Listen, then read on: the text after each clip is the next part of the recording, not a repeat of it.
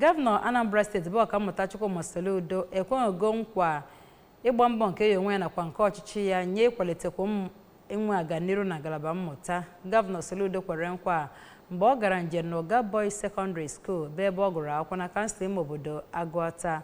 Onye ọrụ anyị n'obi gọọmenti bụ Ejike Abanasi wee jee wee kọrọ anyị ka ya bụ njem si wee gaa.